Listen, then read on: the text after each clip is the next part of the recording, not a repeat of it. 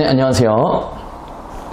네오젠 과학학원에서 화학 비반을 담당하고 있는 박세진 강사입니다. 네, 지금부터 풍동고 내신 분석 리포트 문화 분석 한번 해보도록 하겠습니다.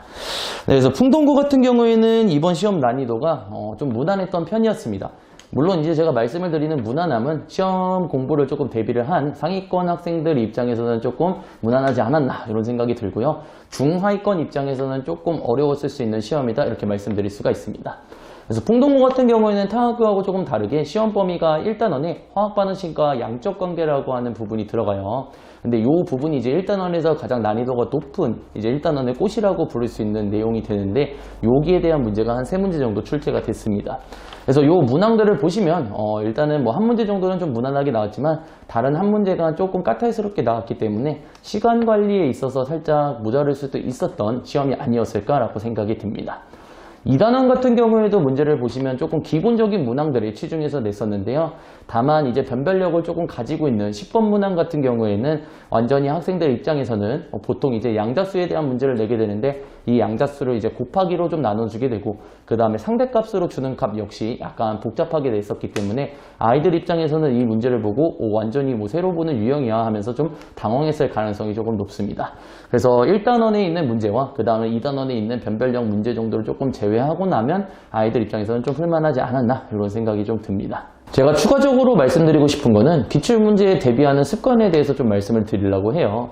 그래서 기출문제 같은 경우에는 물론 이제 많이 푸는 것도 당연히 중요합니다만 한 문제 한 문제를 푸는 데 있어서 조금 더 정성스럽게 푸는 것을 좀 추천을 드립니다.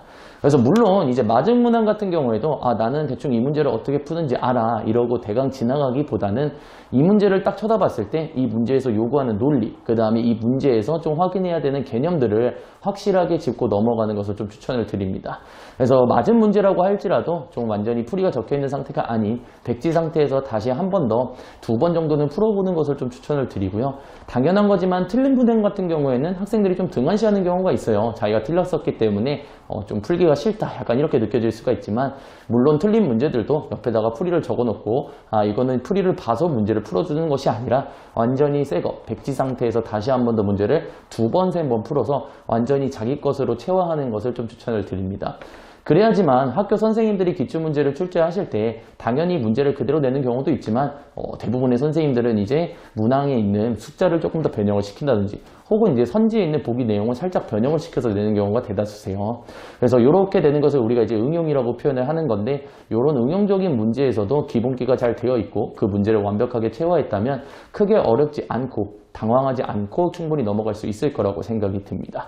그래서 기출문제를 푸실 때는 다시 한 번 더 말씀드리지만 그냥 한번 풀고 넘어가는 것이 아닌 완벽하게 자기 것으로 받아들이는 작업이 꼭 필요하다 이렇게 말씀드리고 싶습니다.